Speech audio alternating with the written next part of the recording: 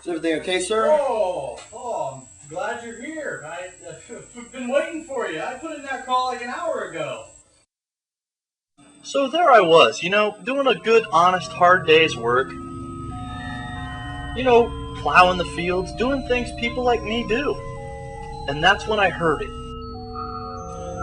It was a real-life UFO, and it was hovering there, and then it moved left and right, and it floated in the air like nothing I'd ever seen. It was dancing on the wind.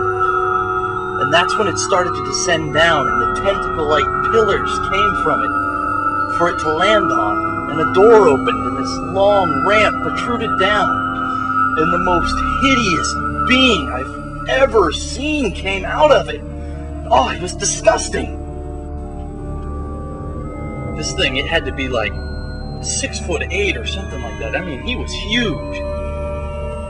I'm thinking, I'm going to be friendly with this guy. I'm going to make first contact. I'm a simple kind of man, making a simple living and just trying to get through life. Maybe I can teach him about our culture.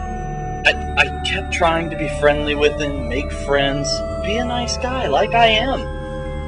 But in time, I seemed to realize that he had nefarious intentions. I could only be pushed so far. It was time for me to fight back. He just kept coming at me. It was very threatening. I was a little frightened, frankly.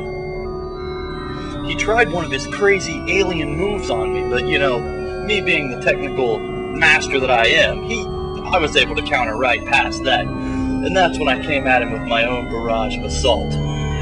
Now, I hit him with my best move. I mean, that would have killed any normal man, but it seemed to just stun him. He's a pretty resilient guy. I mean, he is like 7.5 feet tall. And that's when he called in his reinforcements.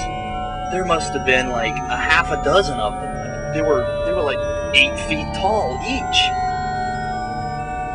That's when I knew what I had to do to finish this off finally. I grabbed a hold of the biggest one I could find. He must have been 12 feet tall, 800 pounds.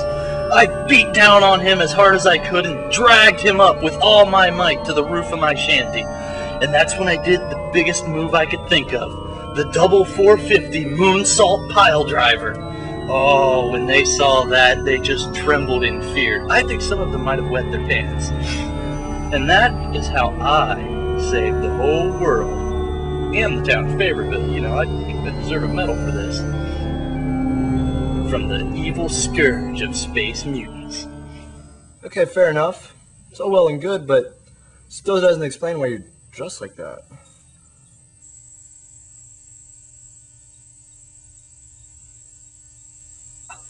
I told you, the laser. I explained all this. He shot me with the laser. Alright, I'll tell you one more time.